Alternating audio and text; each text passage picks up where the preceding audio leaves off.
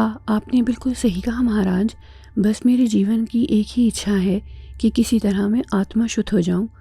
سائیں کوڑیل نے باتیں پھیلاتے ہوئے دانستہ اس خانہ بدوش بوڑھے کے انداز میں اس سے مخاطب ہو کر کہا، اگر آپ کی دیا حاصل ہو جائے تو اپنے بھی پخبارہ ہو جائیں گے مہاراج۔ خانہ بدوش بوڑھے کے باریک ہونٹوں پر پراسرار سی مسکراہٹ رقصاں ہو گئی تھی۔ یہ لوگ اپوش پر بچھی رلی پر ہی بیٹھ گئے تھے۔ بوڑھے نے اپنی بیوی سے کہا، دیکھ لیا پوپری تو نے، کالے علم کی دھوم یہاں بھی کم نہیں۔ تو کہتی تھی کہ مستوں کی گھپاؤں سے نکلیں گے تو لوگ ہمیں پتھروں سے لہولہان کر ڈالیں گے۔ سائیں کوڑیل اس کی بات پر چونکا۔ اس نے انگیٹھی میں سے بھڑکتے ہوئے شولوں میں پہلی بار ان دونوں کا گہری نظروں سے جائزہ لیا تو اس کی روح تک کانپ گئی۔ کوڑھ! یہ دونوں میاں بیوی کیا کوڑھ ہی تھے؟ ایک لرزیدہ خیال سائیں کوڑیل کے ذہن میں ابھرا تھا۔ اسے اب ان دونوں پراسرار عمر رسیدہ میاں بیوی کے چہرے اور ہاتھ میں کوڑھ کے بڑے بڑے آبلے نما جلے داغ صاف دکھائی دینے لگے تھے۔ انہوں نے شلوکے نما قمیضیں اور کھلے پائچوں والے پاجامے پہن رکھے تھے۔ دونوں کو دیکھ کر ایک لمحے کے لیے دل میں کراہیت کا احساس ابھرتا تھا، مگر سائیں کوڑیل کو جانے کیوں یہ دونوں میاں بیوی اپنے کام کے محسوس ہوئے تھے۔ اس نے بوڑھے کی بات سے اتنا تو اندازہ لگا لیا تھا کہ یہ دونوں کسی قبیلے کے دھتکارے ہوئے افراد تھے اور یہ بلوچستان کی پہاڑیوں یا مستونگ کی بے آب و گیاہ تاریک گھپاؤں میں رہتے تھے اور اب ہجرت کر کے یہاں سندھ کے علاقے میں آ گئے تھے۔ مہاراج، آپ یوں سمجھیں کہ اب آپ اپنے قدردان کے پاس پہنچ گئے ہیں۔ اپنے خیالات جھٹک کر سائیں کوڑیل نے خوش آمدی لہجے میں کہا، مجھے لگتا ہے آپ میری مدد ضرور کریں گے مہاراج۔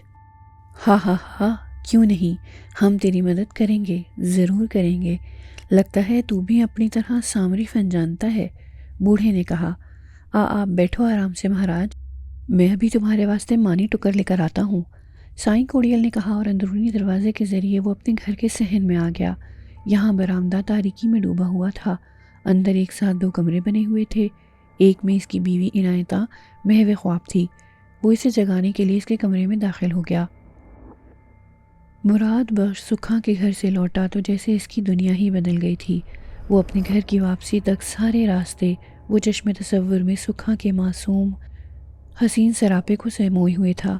اسے آج پتہ چلا تھا کہ قوس قزح کے دھنک رنگ کیا ہوتے ہیں، کڑی دھوپ میں چھاؤں کیا معنی رکھتی ہے، باد شبنمی سحر نومیدہ کیا ہوتی ہے، دیدار محبوب سے پہلے اس کی زندگی کتنی بے رنگ اور روکھی پھیکی تھی، ایک چالو مشین کی طرح، وڈیرے کے ٹریکٹر کی طرح، موج دین کے حل کی طرح، سورج نکلنے سے ذرا دیر پہلے اور ڈوبنے تک کام ہی کام اور پھر واپس گھر، غرض گھر سے کھیت اور کھیت سے گھر، یکسانیت بیزار کن زندگی۔ مگر اب سکھا نے اس کی ویران اور صحرا زدہ زندگی میں جیسے رنگ ہی رنگ بکھیر دیے تھے، چاہت کے رنگ۔ عالم دیوانگی فرزانگی میں جب وہ اپنی ہی دھن میں اپنے تئیں ایک نئی و حسین اور رنگ برنگی دنیا ایجاد کیے گھر پہنچا تو اس ستم ایجاد کی ستمکاری کچھ اس طرح رونما ہوئی کہ گھر پہنچنے پر باپ محمد بخش نے اس سے پوچھا، پٹ، ماسی مرادہ کو پیغام دے کر اسے تسلی تو کرا دی تھی نا؟ تو مراد بخش ایک لمحے چونک سا گیا اور بھول گیا کہ ماسی مرادہ کے پاس کیوں گیا تھا، لہٰذا گڑبڑا کر اس کے منہ سے بے ربط سے الفاظ برآمد ہوئے، ہاں کیا بابا، ماسی مرادہ کون؟ اس کے باپ محمد بخش کا ماتھا ٹھنکا۔ وہ گھور کر اپنے جوان اور کھڑیل بیٹے کا کھویا کھویا چہرہ تکنے لگا۔ وہ اپنے بیٹے مراد بخش سے بہت محبت کرتا تھا، اور کرتا بھی کیسے نہ؟ بھری بے مہر دنیا میں صرف یہی ایک بازو تو تھا اس کا جسے دیکھ دیکھ کر وہ صبح و شام جیتا تھا۔ بیوی تو عرصہ ہوا مر چکی تھی۔ مراد بخش وڈیرے کے فارم میں کام کیا کرتا تھا۔ 2 کمروں کے ایک کچے گارے مٹی کے گھر میں دونوں باپ بیٹے رہتے تھے۔ اڑے چھوکرا، خیر تو ہے نا؟ بخار میں تو نہیں ہو گیا تیرے کو؟ ادھر آ ذرا، محمد بخش نے کسی قدر تشویش آمیز لہجے میں کہا اور بیٹے کی پیشانی پر الٹا ہاتھ رکھ کر بخار کی حدت جانچنے لگا۔ محمد بخش کو بیٹے کی پیشانی واقعی تپتی ہوئی محسوس ہوئی تھی، مگر بخار کی حدت سے نہیں، محبت کی حلاوت سے۔ طرفہ تماشا یہ تھا کہ مراد بخش ابھی تک گڑبڑایا ہوا تھا۔ سکھا کا پیکر حسن ہنوز اس کے دل و دماغ میں محو رقص تھا۔ اس عالم فرزانگی میں وہ اپنے کمرے میں آ کر رلی چارپائی پر لیٹ گیا۔ محمد بخش حیران و پریشان اس کے پیچھے پیچھے چلا آیا۔ 2 گھنٹے آرام کرنے کے بعد جب مراد بخش نیند سے جاگا تو ذرا خالی و ذہن اور پرسکون سا نظر آنے لگا۔ باپ بیچارہ ابھی تک پریشان پریشان سا پائنتی بیٹھا تھا۔ بابا خیر تو ہے؟ تم ادھر بیٹھے ہو؟ کیا میں نے تمہیں ماسی مرادہ کے بارے میں کچھ نہیں بتایا؟ اس نے چونکتے ہوئے حیرت سے کہا۔ تو اپنی سدھ میں کدھر تھا؟ تو کچھ بتا ہی نہیں رہا تھا کہ تو نے ماسی مرادہ سے کیا کہا؟ محمد بخش نے کہا۔ مراد بخش جیسے سب کچھ سمجھتے ہوئے ہولے سے مسکرا دیا، پھر رسان کے ساتھ بولا، ہاں بابا، میں نے ماسی مرادہ کو تسلی کرا دی تھی اور تیرا پیغام بھی دے دیا تھا۔ بیچاری دونوں ماں بیٹی خوش ہو گئی تھیں۔ ماں بیٹی؟ اڑے پٹ! محمد بخش بولا، ماسی مرادہ سکھا کی ماں نہیں ہے۔ یہ کہتے ہوئے بیٹے کو سکھا سے متعلق ساری بات بتا دی، اور جب مراد بخش کو یہ پتہ چلا کہ ذلیل انسپکٹر علی جہاں نے سکھا کی مجبوری سے کھیلنے کی کوشش کی تھی تو وہ بری طرح چونک گیا۔ فطری طور پر مراد بخش ایک ٹھنڈے دل و دماغ کا شخص تھا، بلا وجہ کسی سے الجھنے کی کوشش نہیں کرتا تھا، لیکن سکھا والے معاملے نے ایک لمحے کو اسے بھی طیش میں مبتلا کر دیا، مگر اندر ہی اندر پیچ و تاب کھانے کے علاوہ وہ اور کیا کر سکتا تھا؟ تاہم وہ جب باپ سے مخاطب ہو کر بولا تو غیظ کی تپش اس کے لہجے سے مترشح تھی۔ بابا، یہ تو کھلم کھلا زیادتی ہے۔ قانون کے ایک محافظ نے تھانے میں اپنے کمرے کے اندر ایک ایسی مجبور و مصیبت کی ماری کمزور لڑکی کی عزت کے ساتھ کھیلنے کی کوشش کی جس بیچاری کا باپ بھی قتل ہوا، اور اب بجائے پولیس کے اس قاتل کو پکڑتی الٹا سکھا کے دونوں بھائیوں کو جھوٹے الزام میں دھر کر لے گئی۔ بابا، آپ نے واقعی ایک بہت بڑا نیکی کا کام کیا، نوکری کی بھی پرواہ نہیں کی، بہت اچھا کیا آپ نے، مگر میرا تو خیال ہے اس شیطان کی شہر کے بڑے افسر کو شکایت کرنی چاہیے۔ ہاؤ پٹ! دل تو میرا بھی یہی کرتا ہے، محمد بخش نے بھی برہم ہو کر کہا، پر تو گڑتی نہ کر۔ اپنا زمیندار حاجی ارسلہ خان بڑا ہی غریب پرور اور نیک نفس انسان ہے، اس نے سکھا کی مدد کا فیصلہ کیا ہے، کل تک وہ اپنی ذاتی ضمانت پر اس کے دونوں بھائیوں کو چھڑا لائے گا تھانے سے۔ بس دعا کر اس خبیث نے ان دونوں غریب بھائیوں کے خلاف چالان نہ بنا دیا ہو۔ ویسے بابا، انسپکٹر نے تجھے اس نیک کام کی سزا تو دی ہوگی؟ ذہن کی فوری خیالی کے تحت اس کے بیٹے نے پوچھا۔ محمد بخش کے چہرے پر بڑی آسودہ مسکراہٹ پھیل گئی۔ ابھی تک تو سزا نہیں دی، پر مجھ پر وہ مردود ادھار کھائے بیٹھا ہے۔ میرا تو خیال ہے بابا تو اس کی نوکری پر 3 حرف بھیج دے، تجھے والا نوکری کی کیا ضرورت ہے؟ میں ہوں نا، تیرا بیٹا کما رہا ہے، تو مزے سے آرام کر۔ بیٹے کی بات سن کر محمد بخش کا سینہ فخر سے پھول گیا اور وہ شفقت سے بولا، اللہ سائیں تجھے لمبی عمر دے، تو میری حیاتی ہے، پھر میں بیکار بیٹھ کر بیمار پڑ جاؤں گا۔ ویسے بھی میں اس کا نوکر تھوڑا ہی ہوں، سرکار کا نوکر ہوں، پٹے والا ہوں تو کیا ہوا، ہوں تو محافظ نا۔ میں دراصل اس شیطان کے کرتوتوں پر نگاہ رکھنا چاہتا ہوں تاکہ وہ پھر کسی مجبور لڑکی کی عزت پر ہاتھ نہ ڈال سکے، مگر بابا تیری سنے گا کون؟ وہ تیرا افسر ہے، اور تو مجھے کیا سمجھتا ہے ڑے؟ محمد بخش پیار سے بیٹے کے بال سہلاتے ہوئے بولا، میری ایک آواز پر پورا گوٹھ ایسے شیطان خصلت افسر کے خلاف اکٹھا ہو جائے گا۔ ابھی میری نیک نامی پر داغ نہیں لگا ہے، اور یہ عزت اللہ سائیں کی دی ہوئی ہے، کسی انسان کی نہیں۔ ہاں بابا سائیں، تو ٹھیک کہتا ہے۔ اچھا ایک بات تو بتا پٹ، محمد بخش بولا۔ ہاں بابا پوچھو۔ یہ ماسی مرادہ کے گھر سے واپسی پر تجھے کیا ہو گیا تھا؟ عجیب بہکی بہکی باتیں کرنے لگا تھا، کہیں اس بڑھیا نے تیرے کو صوفی بوٹی تو نہیں پلا دی تھی؟ مراد بخش باپ کی بات سن کر جھیپ سا گیا، پھر اسے نظریں چراتے ہوئے سر کھجا کر بولا، پتہ نہیں بابا مجھے کیا ہو گیا تھا، شاید جن چڑھ گیا تھا۔ محمد بخش نے بھی دھوپ میں بال سفید نہیں کیے تھے، اسے بعد میں اچھی طرح اندازہ ہو گیا تھا کہ اس کا جوان بیٹا کس کے خیال میں کھو گیا تھا، لہٰذا پیار سے اس کے کان کھینچتے ہوئے ہنس کر بولا، خوب جانتا ہوں تیرے اس جن کو میں، اپنی بابا بھی دل کی بات چھپاتا ہے نالائق۔ اچھا بتا، سکھا اچھی لگی نا تیرے کو؟ محمد بخش نے گھاگ نظروں سے بیٹے کی طرف دیکھا۔ مراد بخش نے جھکے جھکے سر کے ساتھ شرماتے ہوئے جواب دیا، ہاں بابا۔ یہ کہہ کر وہ پھر باپ سے نظریں نہ ملا سکا اور کوٹھڑی سے نکل بھاگا۔ الو کہیں کا، عورتوں کی طرح شرماتا ہے، اڑے میں تو تیری ماں کا رشتہ لینے دلیری کے ساتھ تیرے نانا نانی کے پاس جا دھمکا تھا، محمد بخش نے چلاتے ہوئے کہا اور دیر تک ہنستا رہا۔ رات بھر گرج چمک کے ساتھ موسلا دھار بارش ہوتی رہی تھی۔ اگلے دن جھل تھل ہو چکا تھا، فضا میں سردی کی کاٹ میں بھی اضافہ ہو چلا تھا، دانت بجتے اور ہڈیاں کڑکڑانے لگی تھیں۔ حد نگاہ تک پھیلے ہوئے ریگزار بارش کا پانی پی چکے تھے، تاہم کہیں کہیں ریت کے آبدار ذرے چمکتے نظر آ رہے تھے۔ اونچے جبل بھٹ پر جدھر بھٹ سائیں کی جھونپڑی تھی، گہری خاموشی کا راج تھا۔ وہی کیا، آس پاس کا پورا ماحول ہی ہولناک سکوت میں ڈوبا ہوا تھا۔ دفتن جھوپڑی سے 40-50 قدموں کے فاصلے پر ایک گرانڈیل انسانی سایہ نمودار ہوا، جو گرد و پیش پر چوکنی نظریں ڈالتا ہوا بالکل چوروں کے سے انداز میں آہستہ آہستہ بھٹسائی کی جھوپڑی کی طرف بڑھ رہا تھا۔ یہ پراسرار انسانی سایہ گلشیر تھا، جسے وڈیرے سالار خان نے اپنے گرو گھنٹال سائی کوڑیل کی ایما پر آج رات ہی بھٹسائی یعنی محمد ملوک کو اس کی جھوپڑی سے اٹھوانے کا پیغام بھیجا تھا۔ گلشیر کو اپنی طاقت پر بڑا گھمنڈ تھا، اس لیے اس نے اس آسان کام کو اکیلے ہی سر انجام دینے کا فیصلہ کیا تھا، کیونکہ یہ اس کی توہین تھی کہ وہ ایک مجذوب کو اپنے ساتھیوں کی مدد سے اٹھائے۔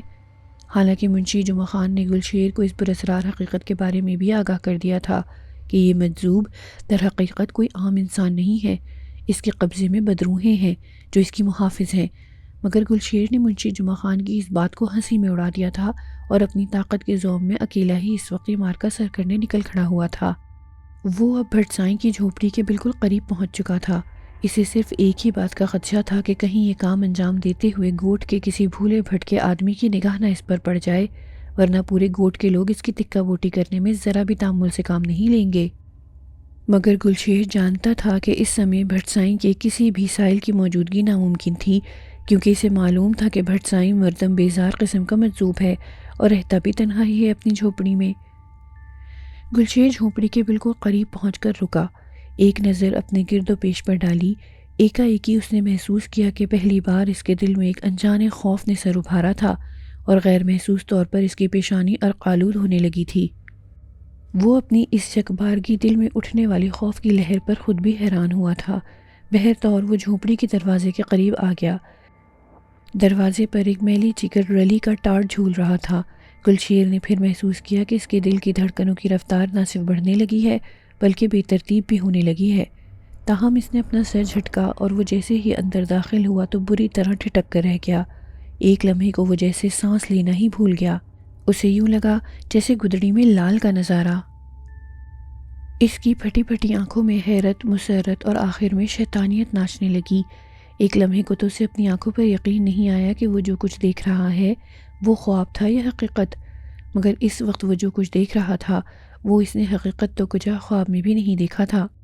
سامنے فرش پر زرق برق لباس پہنے ایک انتہائی خوبصورت اور جوان عورت بیٹھی اپنے حنائی لبوں پر دل نشین مسکراہٹ سجائے گلشیر کی طرف دیکھ رہی تھی۔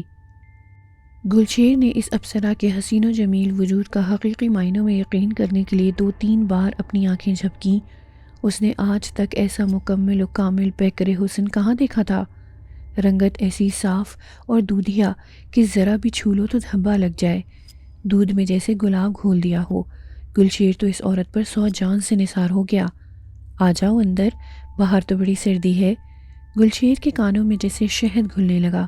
وہ اندر آ کے اس کے بالکل قریب کھڑا ہو گیا۔ مسافر لگتے ہو، کہاں سے آ رہے ہو؟ عورت نے مترنم آواز میں پوچھا۔ میں نہیں، ہاں میں مسافر ہوں، ایک رات گزارنا چاہتا ہوں، مگر تم کون ہو اور یہاں ایک فقیر کی جھوپڑی میں کیا کر رہی ہو؟ گلشیر نے جانے کس طرح ہمت کر کے پوچھ ہی لیا۔ اب وہ خود کو کافی حد تک سنبھال چکا تھا۔ اس عورت کے دل نشین ہونٹوں پر ایک دل آویز مسکراہٹ مچلی، پھر وہ عجیب سے انداز میں ہنسی اور بولی، میں کون ہوں؟ میں بھی تمہاری طرح ایک مسافر ہوں۔ اس کے عجیب سے لہجے میں جانے ایسا کیا پراسرار تاثر تھا کہ گلشیر کو اپنے وجود میں ہلکی سی سنسنی کا احساس ہوا۔ اس حسین عورت کی نگاہیں اسے اپنی آنکھوں کے راستے سرایت کرتی محسوس ہونے لگیں۔ اس نے قدرے حیرت سے پوچھا، تم بھی مسافر ہو؟ مگر اتنی ٹھٹرتی ہوئی رات میں یہاں تم کیا کر رہی تھیں؟ تمہاری منزل کہاں ہے؟ میری منزل؟ وہ خود کلامی کسی انداز میں بولی، اور اس کے ساتھ ہی اس نے مترنم سی ہنسی ہنس کر کھوئے کھوئے سے لہجے میں کہا، میری منزل پتہ نہیں کہاں ہے، شاید میری کوئی منزل نہیں۔ اسی لمحے گلشیر کو سردی کا احساس ہونے لگا اور وہ اپنے دونوں ہاتھ سینے پر باندھ کر ٹھٹرنے لگا۔ سردی لگ رہی ہے؟ اس عورت نے پوچھا، پھر وہ ایک کونے میں رکھی ہوئی انگیٹھی کی طرف اشارہ کر کے گلشیر سے بولی، وہ انگیٹھی اٹھا کر لے آؤ، سردی کم ہو جائے گی۔ گلشیر فوراً انگیٹھی کی طرف بڑھا۔ انگیٹھی سرد تھی، البتہ اندر کوئلے پڑے ہوئے تھے۔ وہ اسے اٹھا کر درمیان میں رکھتے ہوئے ادھر ادھر دیکھ کر بولا، اسے اب کس طرح جلائیں؟ میرے پاس تو ماچس نہیں ہے۔ کوئی بات نہیں، تم ذرا قریب ہو کر فرش پر بیٹھ جاؤ، میں اسے دہکاتی ہوں، اس حسین عورت نے عجیب سے لہجے میں کہا۔ گلشیر اس کے چہرے کو یک ٹک تکتا ہوا انگیٹھی کے سامنے بیٹھ گیا۔ پھر اس نے ایک عجیب منظر دیکھا۔ وہ عورت انگیٹھی کے قریب سرک آئی تھی اور اب اس کی نگاہیں انگیٹھی کے سرد کوئلوں پر مرکوز تھیں۔ پھر اگلے ہی لمحے عورت کے چہرے پر ایک ارتعاش کی سی کیفیت ابھری۔ اس کا سرخ و سفید چہرہ انگارے کی طرح دہکنے لگا اور اگلے ہی لمحے جھونپڑی کے پرسکوت ماحول میں کوئلے چٹکنے کی آواز ابھری اور آنے واحد میں انہوں نے آگ پکڑ لی اور اس میں شعلے بلند ہونے لگے۔ گلشیر اس حسین عورت کی یہ شعبدہ بازی دیکھ کر سناٹے میں آ گیا۔ پہلی بار اس کے دل میں خوف کی ایک لہر اٹھی جس نے اسے سر تا پا لرزا کر رکھ دیا، اور وہ اب خوفزدہ سی نظروں سے اس حسین عورت کا چہرہ تکنے لگا جو پرسکون ہو گیا تھا۔ یہ کیا تم نے ماچس کے بغیر؟ بے اختیار اس کے منہ سے نکلا۔ ہاں تو کیا ہوا، مجھے اس کا علم آتا ہے، یہ کوئی بڑی بات نہیں، آؤ آگے ہاتھ کر کے آگ تاپ لو، سردی کم ہو جائے گی۔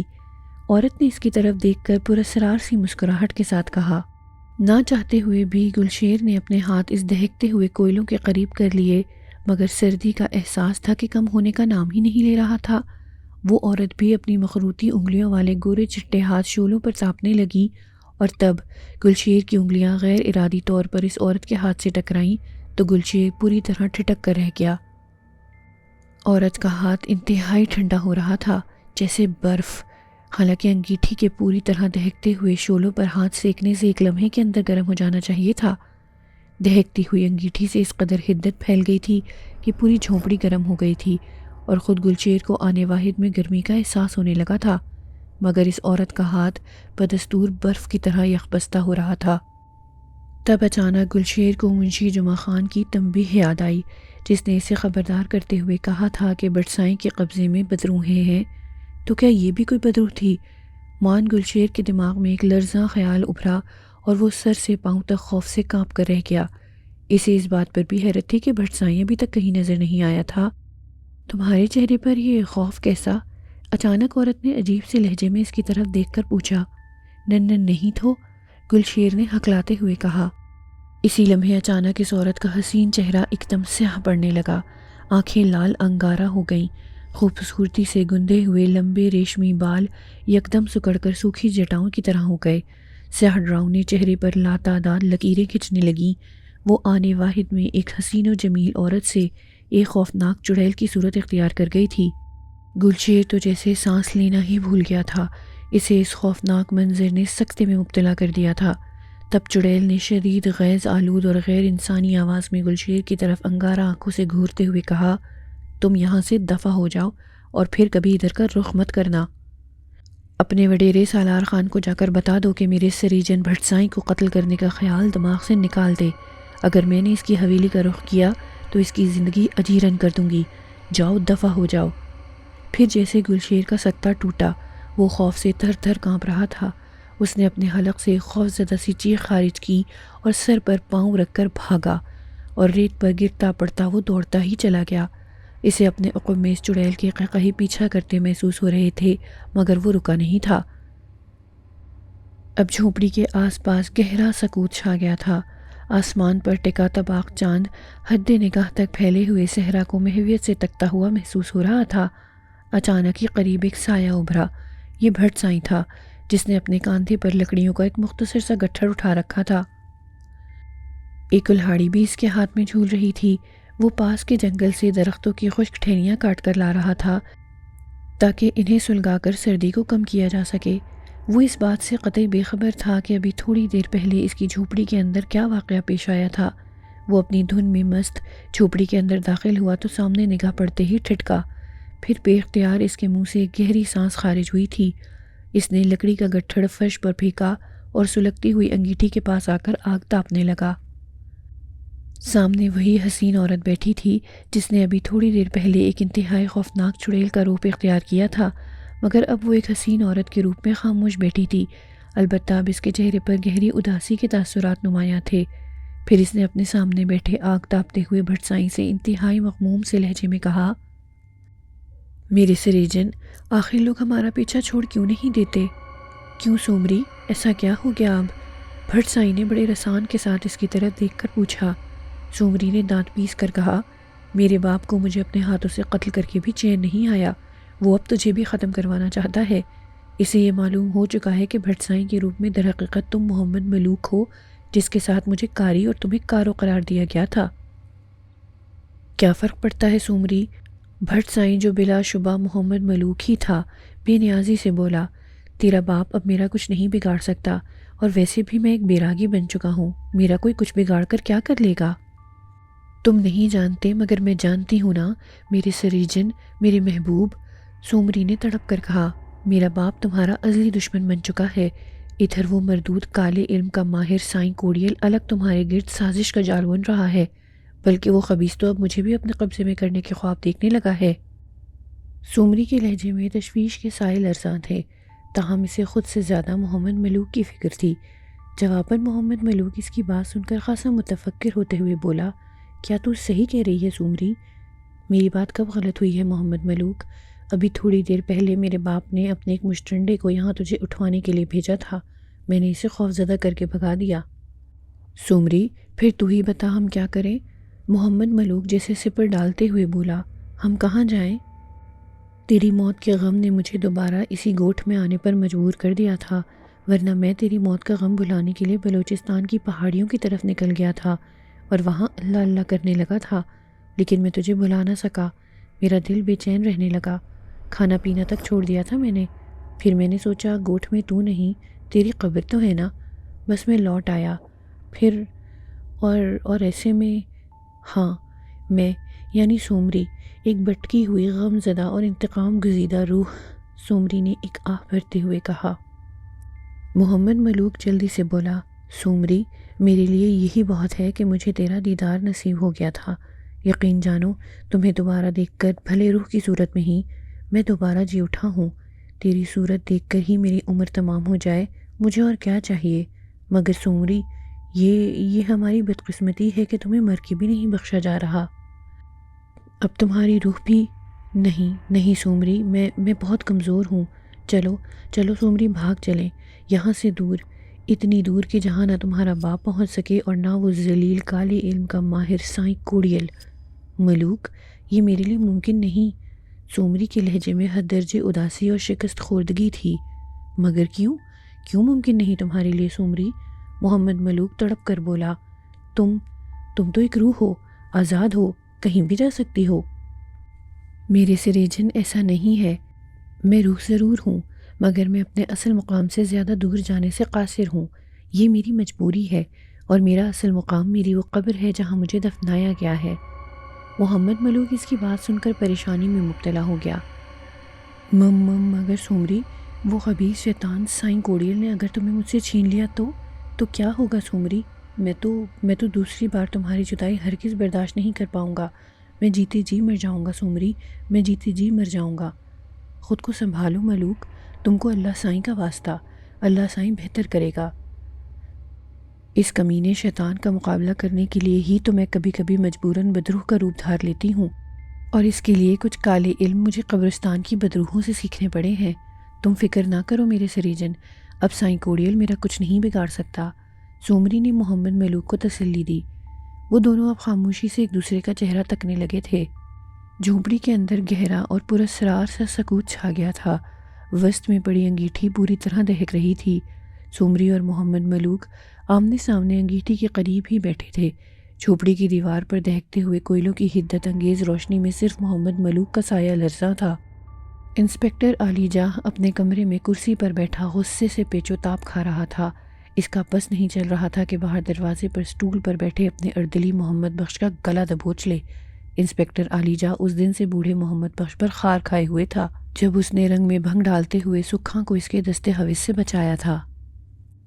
اگرچہ بعد میں انسپکٹر علی جاں نے اپنے اردلی محمد بخش کو ڈرایا دھمکایا بھی تھا کہ آئندہ وہ اس طرح کی جرات پر کڑی سزا دے گا، مگر محمد بخش نے مسکرا کر لاپرواہی سے کہا تھا، میں جو جرم کروں اس کی سزا میں ضرور بھگتوں گا انسپکٹر صاحب، اور جو جرم آپ کریں گے اس کی سزا میں پورے گوٹھ والوں سے آپ کو دلوا سکتا ہوں، کیونکہ میں صرف اردلی نہیں ہوں، اس گوٹھ کا چاچا سائی بھی ہوں۔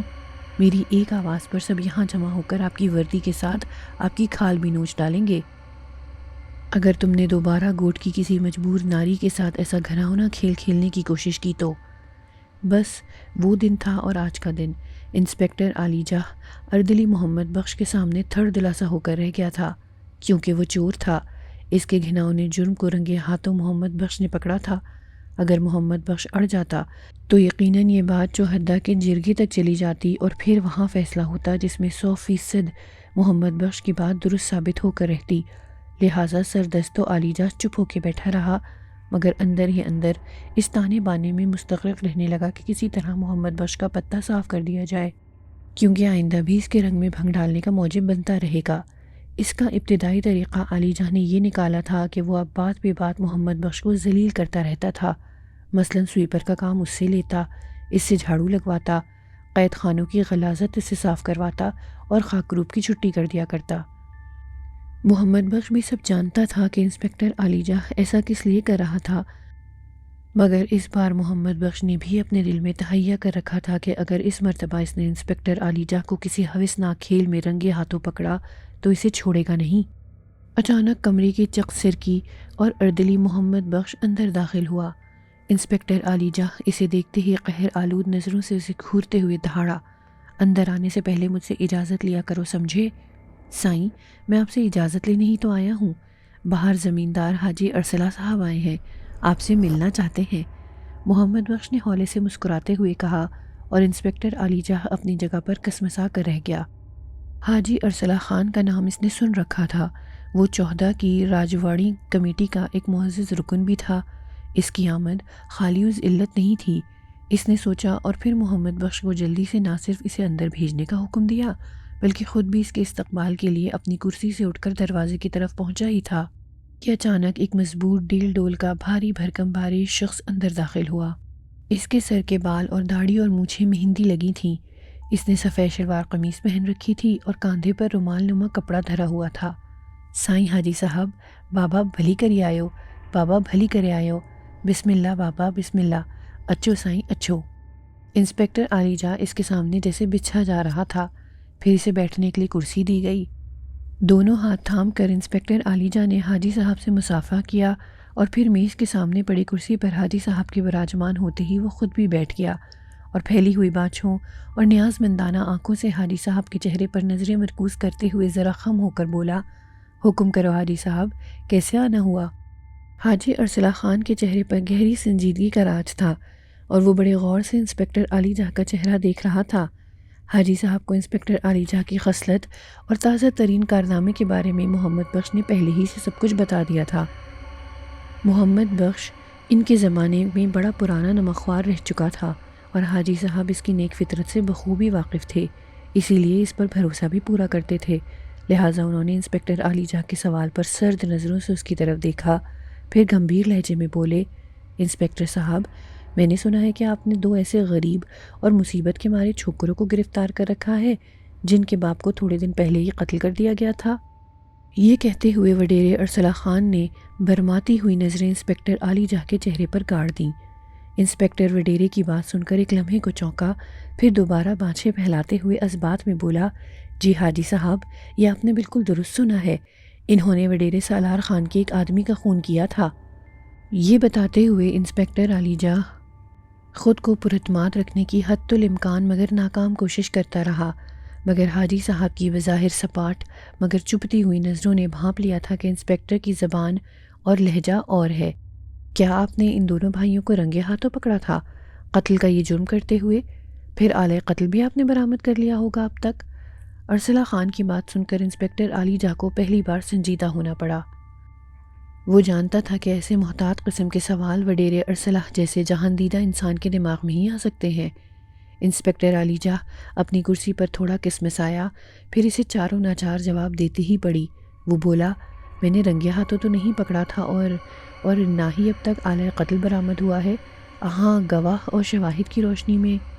پھر اچانک انسپکٹر علی جاہ کچھ کہتے کہتے رکا اور دانت نکالتے ہوئے بولا، ارے سائیں وڈیرا، یہ کام تو عدالت کرے گی نا، ہمارا کام مجرم کو عدالت میں چالان کے ساتھ پیش کرنا ہے، آپ چھوڑیں اس معاملے کو، یہ بتائیں آپ کی خدمت میں کیا پیش کروں، چائے، ٹھنڈا؟ نہیں انسپکٹر صاحب، آپ سے ایک اور سوال پوچھنا تھا۔ وڈیرا ارسلہ بدستور اس کے چہرے پر برماتی ہوئی نظریں مرکوز رکھتے ہوئے بولا اور اپنی بات جاری رکھی۔ کیا میر محمد کے گمنام قاتلوں کا آپ نے سراغ لگایا اب تک؟ انسپکٹر عالیجہ ہونقوں کی طرح وڈیرے ارسلہ خان کا چہرہ تکنے لگا۔ انسپکٹر عالیجہ کو شاید وڈیرے ارسلہ خان سے سوال کی توقع نہ تھی، کیونکہ ارسلہ خان کے ان دونوں بھائیوں میر نواز اور احمد نواز کے بارے میں استفسار کرنے کا مطلب یہ سمجھا تھا کہ وہ انہیں حوالات سے آزاد کرنے کے سلسلے میں ہی آئے ہیں، مگر مقتول میر محمد جو میر نواز اور احمد نواز کا باپ تھا کے بارے میں، بلکہ ان قاتلوں کے بارے میں ان کا اچانک مستفسر ہونا انسپکٹر عالیجہ کے لیے باعث حیرت ہی نہیں بلکہ موجب پریشانی تھا۔ بہرطور وہ قدرے کھنکارتے ہوئے محتاط لہجے میں ان کی طرف دیکھ کر بولا، ارسلہ صاحب، میر محمد کے قاتلوں کی تلاش جاری ہے، انشاءاللہ ہم عنقریب۔ کیا یہ تلاش جاری ہے کہ بجائے اس کے قاتل پکڑنے کے تم نے ان کے دونوں بیٹوں میر نواز اور احمد نواز کو اندر کر دیا ہے؟ ارسلہ اس کی بات کاٹ کر تیز لہجے میں بولے، آخر ان دونوں بھائیوں نے کیا قصور کیا ہے جو ان غریبوں کو تم نے اندر کر دیا ہے؟ ان بیچاروں پر تو پہلے ہی غم کا پہاڑ ٹوٹا پڑا ہے اور اوپر سے تم نے ان پر ظلم کیا۔ اس بات پر انسپکٹر عالیجہ بھی ذرا جذبیت سا ہوتا نظر آنے لگا۔ اس کے چہرے پر اب غصے والے آثار پیدا ہو چکے تھے۔ وہ قدرے بے لحاظی سے بولا، معاف کرنا سائیں، انسان اپنی حد میں ہی اچھا لگتا ہے۔ اب ایسی بھی نوبت نہیں آ گئی ہے کہ باہر کے لوگ ہمیں یہاں آ کر تھانے داری سکھانا شروع کر دیں۔ ہم اپنا کام بہتر طور پر کرنا جانتے ہیں۔ عالیجہ کے بدلے ہوئے لہجے کو ارسلہ نے فوراً محسوس کر لیا تھا، مگر اس سے مروب ہوئے بنا مردبانہ متانت سے بولے، جس قسم کی تھانے داری آپ یہاں کر رہے ہیں میں اس سے اچھی طرح واقف ہوں انسپکٹر سائیں۔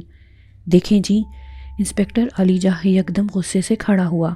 بیٹھو بیٹھو، زیادہ گرم ہونے کی ضرورت نہیں ہے، وڈیرے ارسلہ نے اطمینان سے کہا۔ میں آپ کی عزت کرتا ہوں، مگر اس کا مطلب یہ نہیں کہ آپ… انسپکٹر، میں تمہارے سارے کرتوتوں سے واقف ہوں اچھی طرح، ارسلہ نے زہرخند لہجے میں اسے گھورتے ہوئے کہا۔ تم اکڑ کس بات پر رہے ہو؟ اس چھوکری سکھا کے ساتھ تم نے یہاں تھانے کی چار دیواری میں کیا گل کھلانے کی کوشش کی تھی، ہم اس سے بھی بخوبی واقف ہیں۔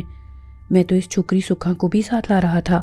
اس نے مجھے یہ بتایا تھا کہ تمہارے ہی محکمے کے ایک اور شخص نے تمہیں سکھا پر مجرمانہ حملہ کرتے دیکھا تھا۔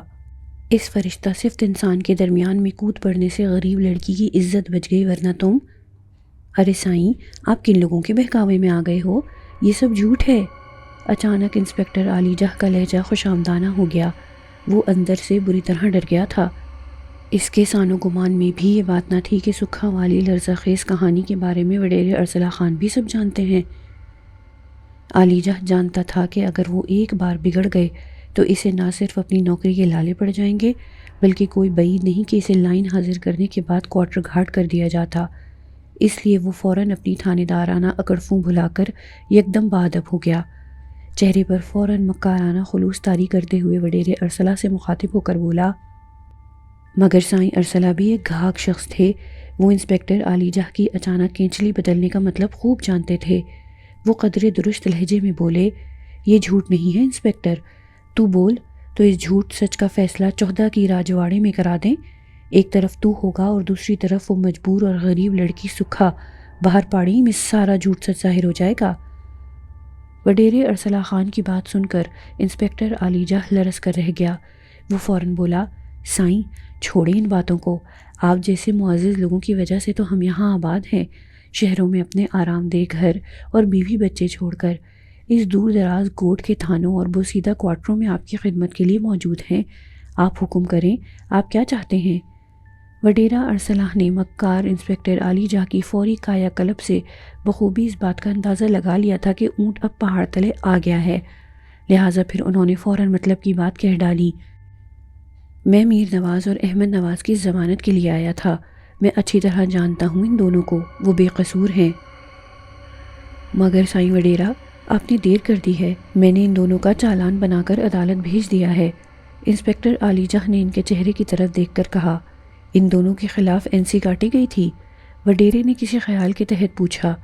NC بھی داخل ہوتی تو میں کچھ نہ کچھ کر لیتا، مگر یہاں تو ان دونوں بھائیوں کے خلاف قتل کی باقاعدہ FIR کاٹی گئی تھی۔ کن لوگوں نے FIR درج کرائی ہے؟ وڈیرے سالار خان نے۔ انسپکٹر عالیجہ نے فوراً کہا، میر نواز اور احمد نواز نے وڈیرے کے ایک خاص آدمی مٹھل عرف مٹھو کو قتل کیا تھا۔ دونوں بھائیوں کو شک تھا کہ مٹھو نے ان کے باپ میر محمد کا خون کیا تھا۔ اچھا؟ حاجی صاحب نے قدرے تمسخر اڑانے والے انداز میں انسپکٹر عالیجہ سے کہا، تمہارے پاس کوئی ثبوت ہے ان دونوں بھائیوں کے قتل ہونے کا؟ اور آلائے قتل تو ضرور برآمد کر لیا ہوگا تم نے۔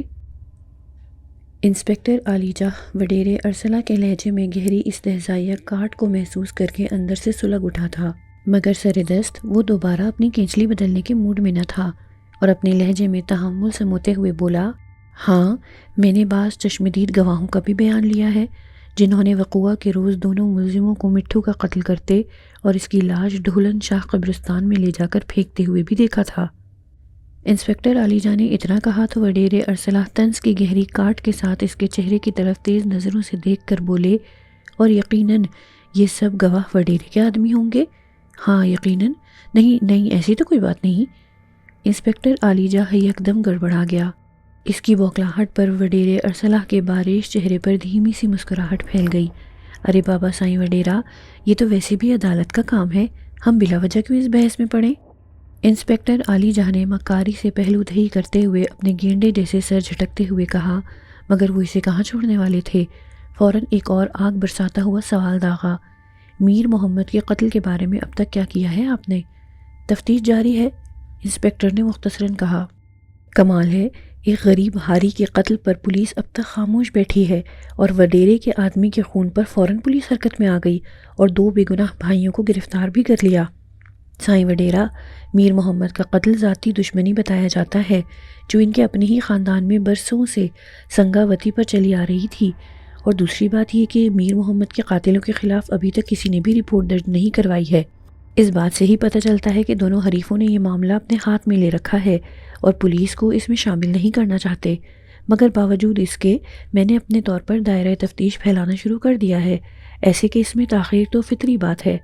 وڈیرے ارسلہ کو اندازہ ہو چلا تھا کہ انسپکٹر عالیجہ بلا کا مکار اور شاطر انسان ہے، اس سے کسی دوسرے طریقے سے نمٹنا چاہیے، اور وہ یہ بھی جانتے تھے کہ اسے راتب ڈالنے والا وڈیرہ سالار خان ہے، لہٰذا وہ ایک گہری اور بہدوں بھری ہنکاری خارج کرتے ہوئے جانے کے لیے کرسی سے اٹھے اور سنسناتی نظروں سے انسپکٹر عالیجہ کی طرف دیکھ کر گھمبیر لہجے میں بولے، ٹھیک ہے انسپکٹر صاحب، اگر آپ بات بڑھانا چاہتے ہیں تو یہی صحیح۔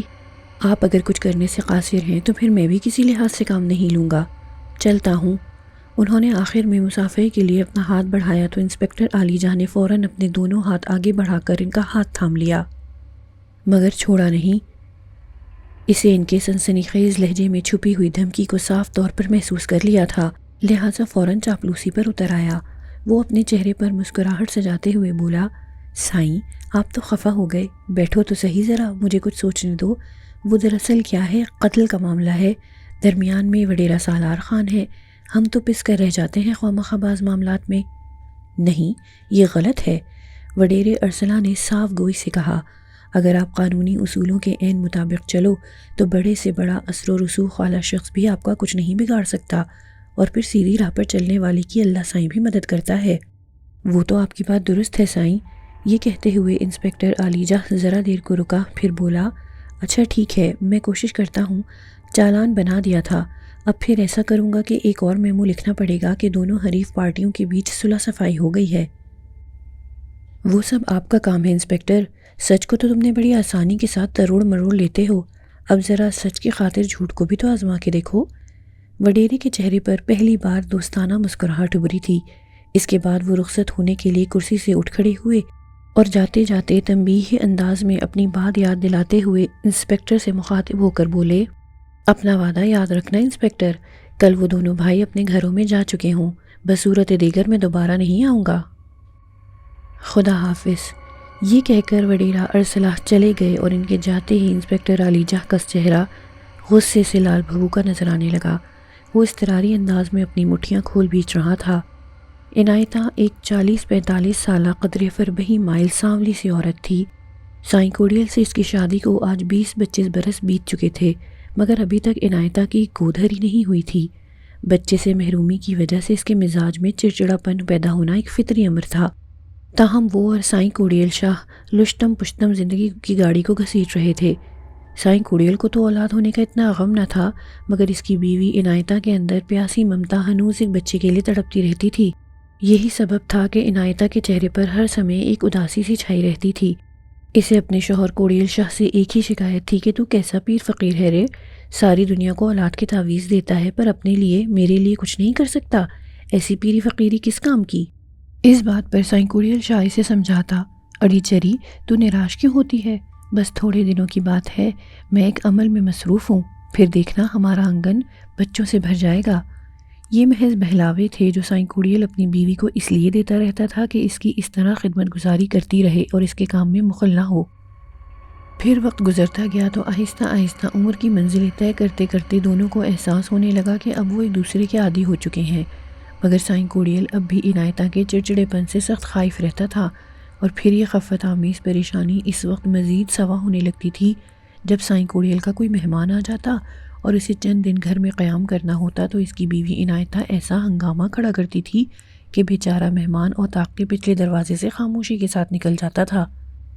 یہی سبب تھا کہ جب بلوچستان کے پہاڑی علاقے سے آنے والے وہ پراسرار عمر رسیدہ میاں بیوی سائیں کوڑیل کی کوٹھڑی نما اوطاق میں مسافر کی حیثیت سے ایک رات گزارنے کے لیے ٹھہرے تو سائیں کوڑیل نے اس پریشانی کے باوجود کہ یہ بات اس کی نکچڑی بیوی عنایتہ کو ایک آنکھ نہیں بھائے گی، ان دونوں مسافر میاں بیوی کو رات گزارنے کے لیے جگہ دے دی تھی، لیکن پھر جلد ہی دوران گفتگو سائیں کوڑیل کو اس بات کا احساس ہونے لگا کہ یہ دونوں مسافروں کے بھیس میں پراسرار میاں بیوی اس کے قبیل سے تعلق رکھتے ہیں اور کالے علم کی بھی ماہر ہیں۔ بس پھر تو جیسے سائیں کوڑیل کے وارے نیارے ہو گئے تھے، اس نے ان کی جی جان سے خدمت کرنے کا بیڑا اٹھا لیا تھا۔ کل منہ اندھیرے ہی انہیں چلتا کرو، میرے میں دم نہیں کہ میں ان دونوں بڈھے بڑھیاں کی خدمت کروں۔ عنایتہ نے سائیں کوڑیل کی ہزار منت سماجت کے بعد جب ناشتے کے برتن شوہر کو تھمائے تو ساتھ میں ہی دھمکی بھی دے ڈالی۔ سائیں کوڑیل ذرا دبو قسم کا شوہر تھا، بولا، اڑی چری یہ بڈھے بڈھی نہیں ہیں، یہ بہت پہنچے ہوئے لوگ ہیں اور ادھر کے بھی نہیں ہیں، بلوچستان کے پہاڑوں سے آئے ہیں، وڈے ماہر ہیں سامری فن میں یہ دونوں میاں بیوی۔ اچھا مجھے بہلاوا نہ دے، عنایتہ تیوری چڑھا کر بیزاری سے ہاتھ نچاتے ہوئے بولی، ان کو ناشتہ کھلا اور چلتا کر جا۔ اڑی آہستہ بول کہیں وہ سن نہ لیں۔ سائیں کوڑیل نے دل تھام کر بیوی کو جھڑکا اور پھر ناشتے کے برتن اٹھائے اوطاق نما کوٹھڑی میں لے آیا۔ وہاں رات والے مسافر میاں بیوی موجود تھے، انہوں نے خوب ڈٹ کر ناشتہ کیا، پھر چائے کے دو پیالے پیے۔ اس کے بعد بوڑھے نے چندی چندی آنکھوں سے مسکراتے ہوئے کوڑیل کی طرف دیکھ کر کہا، تیری بیوی تیرے ساتھ جھگڑا کرتی ہے رے؟ ہاں نہیں، بس ایسے ہی ذرا غصے کی تیکھی ہے۔ سائیں کوڑیل قدرے گڑبڑاتے ہوئے جھینپ کر بولا، پر مہاراج وہ دل کی صاف ہے، اس کی بات کا برا نہ منانا تم۔ بڑا جگت باز ہے رے تو، پر تیرے اندر جو ہے وہ ہم اچھی طرح جانتے ہیں۔ بوڑھا معنی خیز مسکراہٹ کے ساتھ پراسرار لہجے میں بولا، ارے بالکے، ہمارا نام جگن سامری ہے، ہم نے سندھ کے صحراؤں اور راجستان کے ریگزاروں سے لے کر ہمالیہ اور پھر بلوچستان کے بے آب و گیا تپتے ہوئے پہاڑوں پر بڑی کڑی تپسیا کی ہے۔ اسی کڑی تپسیا کے بعد جب ہماری اکھیاں کھلیں تو عمر ہی غرق ہو چکی تھی، پر ہم نے اپنے شریر میں اتنی سامری قوت محسوس کرنا شروع کر دی کہ بڑے سے بڑے پہاڑ کو سرما بنا کر رکھ دیں۔ سائیں کوڑیل کی جگہ کوئی دوسرا شخص ہوتا تو وہ اس پراسرار بوڑھے جگن سامری کی باتوں کو ایک سٹھیائے ہوئے بوڑھے کی بڑک کے سوا کچھ نہیں سمجھتا، مگر چونکہ سائیں کوڑیل خود بھی سفلی علوم کا خوگر تھا، اس لیے اسے بوڑھا جگن سامری کہیں سے بھی سنکی محسوس نہیں ہوا تھا، بلکہ سائیں کوڑیل کی تو کسی مقصد کے تحت آنکھیں چمکنے لگی تھیں۔ وہ یکدم جیسے بوڑھے جگن سامری کے قدموں میں بیٹھ گیا اور لگا اس کی مٹھی چاپی کرنے، بس مہاراج مجھے بھی اپنا ہی بالک سمجھو، کسی طرح مجھے کالا علم سکھا دو، میں ایک بدروح کو قابو کرنا چاہتا ہوں۔